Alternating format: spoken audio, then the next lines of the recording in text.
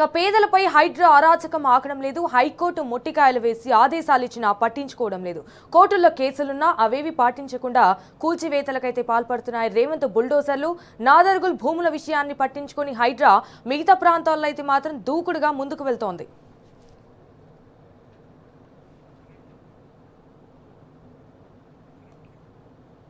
Right గా ఇది విషయానికి సంబంధించి మరిన్ని డీటెయిల్స్ మా ప్రతినిధి రంజిత్ ఐలాపూర్ నుంచి అయితే లైవ్ ద్వారా అందించడానికి అయితే సిద్ధంగా ఉన్నారు. రైట్ రంజిత్, ఇటు హైడ్రా కూల్చివేతలకు సంబంధించి అప్డేట్స్ ఏంటి, మరి ఐలాపూర్ లో ప్రెసెంట్ ఇప్పుడు ఎలా ఉంది? సంజన, 2.5 సంవత్సరాల క్రితం కట్టుకున్నటువంటి అపార్ట్మెంట్ 2 గంటల ముందు అపార్ట్మెంట్ వాసులకు ఇన్ఫర్మేషన్, 2 గంటల్లోనే డిమాలిషన్ స్టార్ట్. ఇది హైడ్రా విధానం. 2 గంటల ముందు ఇన్ఫర్మేషన్, ఉదయం 6:30 గంటలకు వాళ్ళ డోర్ దగ్గరికి వచ్చేసి అక్కడున్న స్థానిక పోలీసులు కావచ్చు, హైడ్రా అధికారులు డోర్ తట్టి ఇన్ఫర్మేషన్ ఇచ్చి 2 గంటల్లో మీరు ఇల్లు కాల్ చేయాలి, మీ భవనం కూల్చివేసుకున్నామని చెప్పేసి ఆదేశాలు జారీ చేస్తే 2 గంటలలో వాళ్ళ ఇంట్లో ఉన్న సామాన్ని బయటికి తీసుకోవడం ఎలా, బయటికి తీసుకున్న తర్వాత వాళ్ళు వేరే ఇంటికి వెళ్ళడానికి అద్దెకున్నటువంటి వ్యక్తి మరో దగ్గర అద్దె తీసుకోవాలంటే వేరే దగ్గరికి వెళ్ళాలి, వాళ్ళతో మాట్లాడాలి, అక్కడికి అడ్వాన్స్ ఇచ్చేసి కూడా అక్కడికి వెళ్ళిపోయాలి. అదేది సమయం ఇవ్వకుండా నిర్దాక్షిణ్యంగా తెల్లవారుజామున పడుకొని ప్రశాంతంగా పిల్ల పాపలతో పడుకొని లేసేసే వరకు హైడ్రా బుల్డోజర్ అనేది దర్శనమైంది ఐలాపూర్లో. వచ్చిన 2 గంటల్లోనే ఎక్కడికక్కడ డిమాలేషన్లు, కనీసం ఇంట్లో ఉన్న సామాన్లు తీసుకునే పరిస్థితి లేకుండా ఉన్న పరిస్థితి కనబడుతుంది. మనం ఇక్కడ చూసుకున్నట్లయితే స్థానికంగా ఉన్న వాళ్ళది అన్న చెప్పన్న, ఇక్కడ పరిస్థితి అనేది ఎట్లా ఉంది? హైడ్రా ఇది అర్థం కావట్లేదు సార్, మాకే చాలా వరకు అర్థం కావట్లేదు ఎలా జరిగింది ఏందనేది.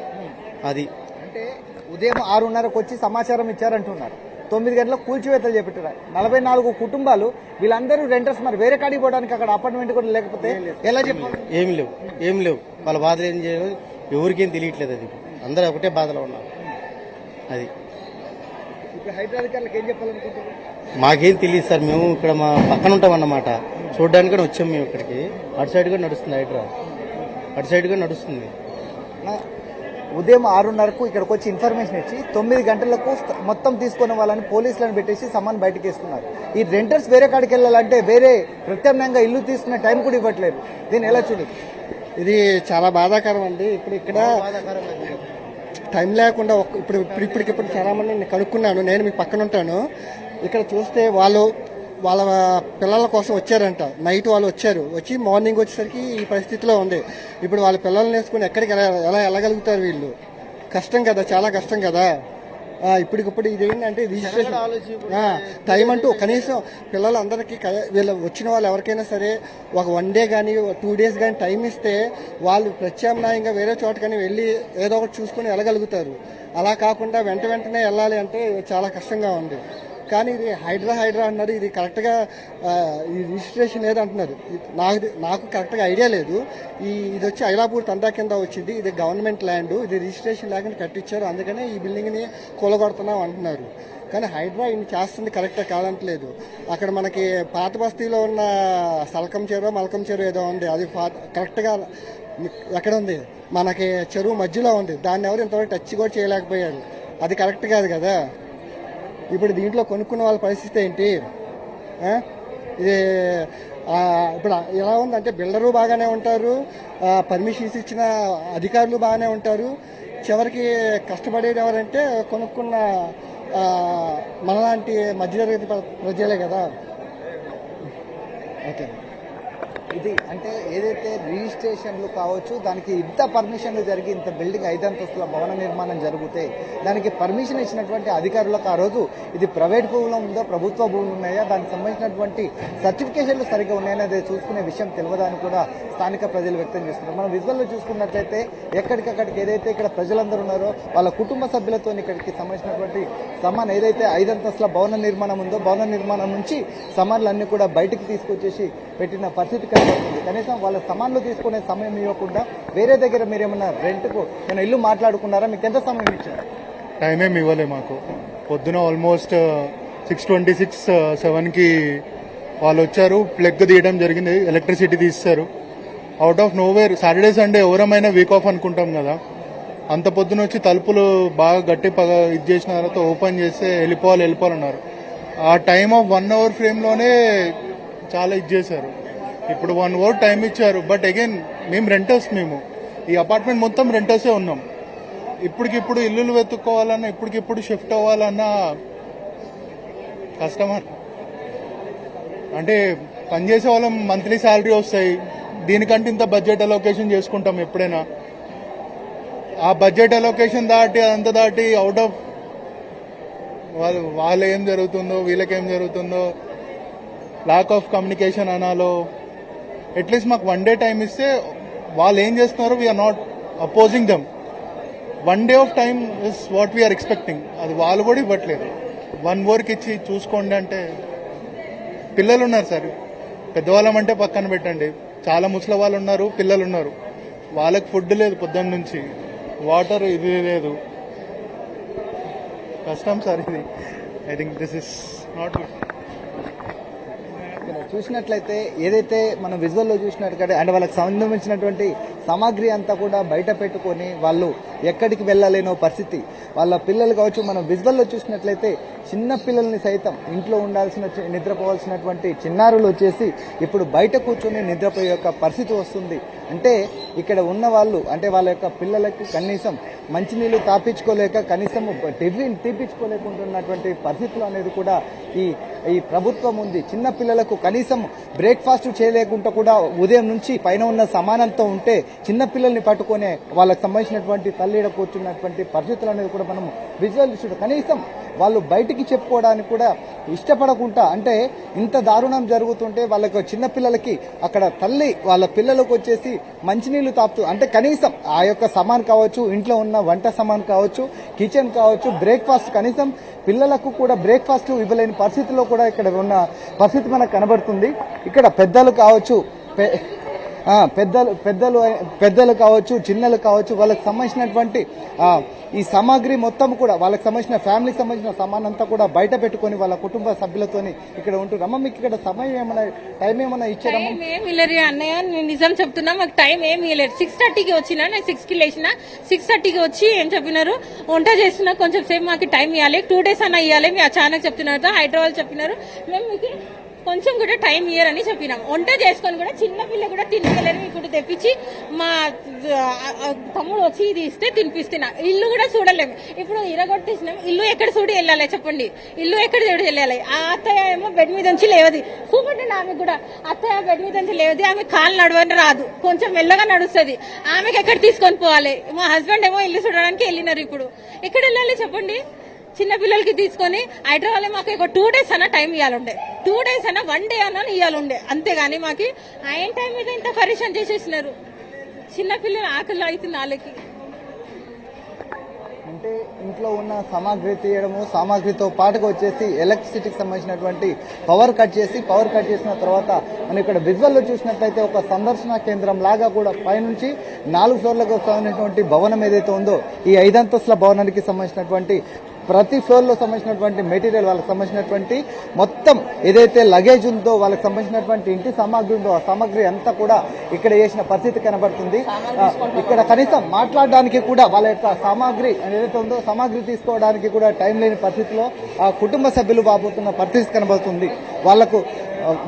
వాళ్ళకు సంబంధించినటువంటి ఏదైతే వ్యక్తులు ఉన్నారో వాళ్ళ వ్యక్తులు కూడా సామాగ్రి తీసుకొని కిందికి వెళ్తున్నారు. చిన్న పిల్లలు బ్రేక్ఫాస్ట్ చేయకుండా, పెద్దల్ని కిందికి తీసే సమయం లేకుండా ఉదయం 6:30 గంటలకు వచ్చేసి డోర్ తట్టి ఉదయం 9 గంటలకు కూల్చివేతలు చేపట్టడం ఎంతవరకు కట్టని కూడా వాళ్ళు ఆగ్రహం వ్యక్తం చేస్తున్నారు. హైడ్రా అధికారులు అందరికీ సమన్యాయం చూస్తున్నామని చెప్పి హైడ్రా అధికారులు వచ్చేసి ఒక చోట ఒక విధంగా, మరో చోట ఒక విధంగా చేస్తున్నారు.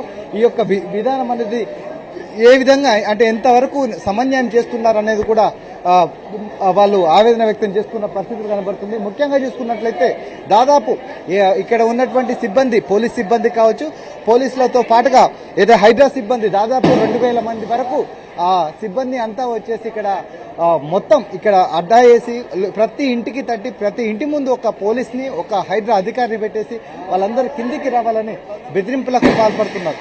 ఆ బెదిరింపులతో పాటుగా వాళ్ళు కనీసం సమానం తీసుకోవడానికి ఏదైతే ప్యాకర్స్ అండ్ మూవర్స్ వ్యక్తులు ఉంటారో వాళ్లకు చెప్పలేక వాళ్ళకు టైం అంటే కనీసం స్పాన్ ఆఫ్ టైం ఇచ్చినట్లయితే ఆ టైంలో 1 రోజు 2 రోజుల టైం ఇచ్చినట్లయితే వాళ్ళ సామాగ్రిని బయటికి దింపేస్తామని చెప్తున్నారు. కానీ కనీసం ఆ సమయం ఇవ్వకుండా, కనీస సమయం ఇవ్వకుండా వాళ్ళు ఇంట్లో ఉన్న సామాన్ని బయటికి తీసుకోకుండా లక్షల కొద్ది ఏర్పాటు చేసుకున్న ఇంటీరియర్ సామాన్ కావచ్చు, దానికి సంబంధించినటువంటి ఏదైతే ఏసీలు ఉంటాయో, ఫ్రిడ్జ్లు ఉంటాయో, ఇంట్లో ఒక సిస్టమ్గా ఏర్పాటు చేసుకున్నటువంటి లగేజ్ ఉంటుందో, ఈ లగేజ్ అంతా కూడా మనము విజువల్లో చూసినట్లయితే వాళ్ళ ఇంటికి సంబంధించినటువంటి లగేజ్ మొత్తం కూడా రోడ్డు మీద పెట్టుకొని వెళ్ళిపోయిన పరిస్థితి కనబడుతుంది.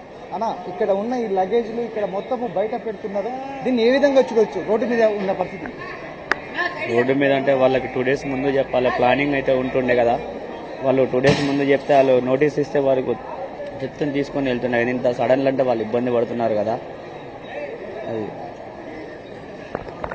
వాళ్ళకు సంబంధించినటువంటి ఏదైతే లగేజ్ ఉందో ఆ లగేజ్ని తీసుకోవడానికి కావచ్చు, వాళ్ళ ఇంట్లో ఉన్న వాళ్ళ ఉన్న వస్తువులు అంటే వాళ్ళకు ఉన్నటువంటి బట్టలు కావచ్చు, వాళ్ళకు ఉన్నటువంటి వంట సామాగ్రి కావచ్చు, ఇంట్లో ఉన్నటువంటి ఏసీలు, ఫ్రిడ్జ్లు అవన్నీ తీసుకోవడానికి కనీసం ఒక 2 రోజుల సమయం ఇచ్చినట్లయితే వాళ్ళు అది తీసుకునే అవకాశం ఉంటుంది. కానీ 2 నిమిషాల సమయం ఇవ్వకుండా వాళ్ళ ఇంట్లో ఉన్న చిన్న పిల్లల్ని సైతం బయటికి తీసుకొచ్చి వాళ్ళ పిల్లలు కావచ్చు వాళ్ళందరూ బయట తీసుకుంటే వాళ్ళందరూ వచ్చేసి బయటికి పిల్లల్ని తీసుకొచ్చేసి పిల్లల్ని పట్టుకుంటే వాళ్ళ సామాగ్రి రోడ్డు మీద పెట్టేసి బయటికి వెళ్ళి రెంట్కు సంబంధించినటువంటి ఇళ్ళని ఎక్కడ ఉన్నాయి అనేది వెతుకునే పరిస్థితి అనేది మనకు కనబడుతుంది. ప్రతి ఒక్కరు చిన్న పిల్లల్ని పట్టుకొని వాళ్ళ యొక్క పిల్లల్ని తీసుకొచ్చేసి వాళ్ళు ఇక్కడ పిల్లలకు కనీసం బ్రేక్ఫాస్ట్ చేపించుకోలేక, కనీసం ఇంట్లో ఉన్న సామాన్ని బయటకు తీయలేక ఉన్న పరిస్థితులు కనబడుతున్నాయి.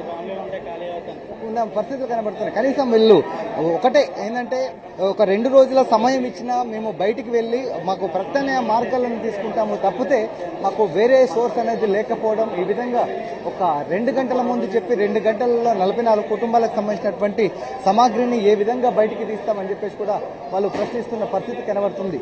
ముఖ్యంగా చూసుకున్నట్లయితే దీనికి సంబంధించిన పర్మిషన్ ఇచ్చిన వాళ్ళల్లో ఏదైతే మున్సిపల్ అధికారులు ఉన్నారో, మున్సిపల్ అధికారులు పర్మిషన్ ఇచ్చారు, దానికి సంబంధించినటువంటి ట్యాక్సులు పే చేస్తున్నారు, ఎలక్ట్రిసిటీ కావచ్చు, దాంతో పాటుగా మంచినీటికి వాటర్కి సంబంధించింది కావచ్చు, అన్ని ట్యాక్సీలు అనేవి కూడా అన్ని ట్యాక్సీలు మొత్తం కూడా పే చేస్తున్నారు. కానీ అన్ని ట్యాక్సీలు మొత్తము పే చేస్తున్నారు. కానీ ఆ ట్యాక్సీలు పే చేసినా అన్ని చేసినా అదే జీరో పర్మిషన్లో ఉన్నట్టు, ఇల్లీగల్ పర్మిషన్ ఉన్నప్పుడు దానికి సంబంధించినటువంటి ట్యాక్సీలు ఎందుకు పేమెంట్ తీసుకుంటున్నది ప్రభుత్వం? తీసుకున్న 2.5 సంవత్సరాల్లో ప్రభుత్వానికి అది అవుపడలేదా? రెండోది ఏంటిది అంటే వాళ్ళు ఇక్కడ చేసిన సమయంలో వాళ్ళ సామాగ్రి కావచ్చు, వాళ్ళ కుటుంబ సభ్యులందరినీ కూడా బయటికి పంపిస్తున్న తరుణంలో కనీసం 2-3 రోజుల సమయం కూడా ఎందుకు ఇవ్వలేదని కూడా ఆవేదన వ్యక్తం చేస్తున్నారు. కనీసం వాళ్ళు చిన్న పిల్లల్ని బయటికి పంపించి, పెద్దల్ని బయటికి పంపించి వేరే రెంటెడ్గా ఒక రూమ్ తీసుకొని ప్రత్యామ్నాయ మార్గంలో ఉన్నట్లయితే మేము కనీసం మాకు ఒక సమయం ఇచ్చే అవకాశం ఉంటుంది. కానీ అది ఎలాంటి సమయం ఇవ్వకుండా అక్కడికిక్కడికి ఇబ్బంది పడుకుంటూ మమ్మల్ని ఇబ్బంది పెడుతున్నారని కూడా వాపుతున్న పరిస్థితి కనబడుతుంది. హైడ్రా రంగనాథ్ కావచ్చు, దాంతో పాటుగా ప్రభుత్వానికి సంబంధించినటువంటి అధికారులు కావచ్చు. ఒకసారి ఇక్కడ చూసుకున్నట్లయితే ఈ చిన్న పిల్లల్ని అంటే మీరు ఏ ఫ్లోర్ లో ఉంటారన్న? ఇక్కడ వాళ్ళ పాప కాలేజ్ ఏమన్నారంట, మరి ఏమైందో ఏమో మనకు తెలియదు కదా. అంటే ఎందుకంటే పోలీసులు అల్లీళ్ళు వచ్చి కాలేజ్ ఏమైంది చెప్పుకుంటారంట. అదేమైందంటే ఏది చెప్పినా ఒక 4 రోజుల ముందు చెప్పాలి కదా. మన గోడుని తెలుసుకుంటారు కదా వాళ్ళు కాలేజ్ చేయాలా ఏంటనేది. వాళ్ళు చెప్పకుండా వచ్చి కాలేజ్ చేయమంటే ఎట్లా చేస్తారు చెప్పండి? పోలీసులు అల్లీళ్ళు వచ్చి కాలేజ్ చేయమని చెప్పుకుంటారంట. అంటే ఇక్కడ పోలీసులను కావచ్చు, హైడ్రా అధికారులను అడ్డం పెట్టుకుని ఖాళీ చేయమని చెప్తున్నారు. కనీసం సమయం ఇవ్వకుండా ఇబ్బందులు పెడుతున్నటువంటి ప్రభుత్వం అనేది కూడా ఖచ్చితంగా దీనిపైన చర్యలు తీసుకోవడం కరెక్ట్ అయిన పద్ధతి కదని కూడా ప్రశ్నిస్తున్నారు. 2 రోజుల సమయం ఇవ్వకుండా 2 గంటల సమయం ఇచ్చేసి 44 కుటుంబాలను బయటికి పంపించడం ఏ విధంగా సాధ్యమవుతుందని చెప్పేసి హైడ్రా అధికారిని ప్రశ్నిస్తున్న పరిస్థితి కనపడుతుంది. ముఖ్యంగా చూసుకున్నట్లయితే చిన్న పిల్లలకు ఇప్పటి వరకు కూడా దాదాపు 11-12 గంటల సమయం వరకు కూడా వాళ్ళకు బ్రేక్ఫాస్ట్ చేయకుండా, ఇంట్లో ఉన్న ముసలి వాళ్ళకు టాబ్లెట్స్ ఇవ్వకుండా వాళ్ళందరినీ బయటికి పంపించేసి వాళ్ళకు ఉన్నటువంటి సామాన్లు కనీసం ఒక ప్యాకర్స్ మూవర్స్ వ్యక్తిని తీసుకొని కిందికి రావాలన్నా దానికి సంబంధించినటువంటి ప్యాకింగ్ మూవర్స్ వాళ్ళు చేయాలని కూడా ₹1000 కూడా ఎక్కువగా అధిక మొత్తంలో అడుగుతున్నారు అనే వాపోతున్న పరిస్థితి కనబడుతుంది. ఇన్ని చదువుకున్నప్పటికీ వీళ్ళకు ప్రత్యామ్నాయంగా ఒక ఇల్లు ఉండాలి. మరి వేరే దగ్గరికి వెళ్ళి వాళ్ళు ఇల్లు తీసుకోవడానికి కూడా సమయం లేదు. అంటే వాళ్ళు వచ్చి ఈరోజు జాబు చేసుకొని వాళ్ళు పిల్లలు వాళ్ళందరూ కూడా అంటే మంచిగా ఉండాలని కోరుకునే భర్త ఉంటాడో ఈ రోజు చూసుకున్నట్లయితే 44 కుటుంబాలు కూడా రోడ్డు మీద పడ్డామని కూడా వాపోతున్న పరిస్థితి ఉంది. ఇది హైడ్రా తీరు కావచ్చు, ప్రభుత్వం తీరు ఈ విధంగా ఉందని మండిపడుతుంది. ఇకనైనా కూడా హైడ్రా అధికారులు ఇప్పటి నుంచి దాదాపు ఒక 2 రోజుల టైం ఇచ్చినట్లయితే వాళ్ళు ప్రత్యామ్నాయ మార్గాలు చూసుకుంటారన్నా సరే వినడం లేకుండా కూడా హైడ్రా అధికారులు పోలీసులను అడ్డం పెట్టుకుని కూల్చివేతలు చేపట్టడం దారుణం అని చెప్పిన పరిస్థితి కనబడుతుంది. Over to studio. Okay, all right, Ranjit. Thank you for the live updates.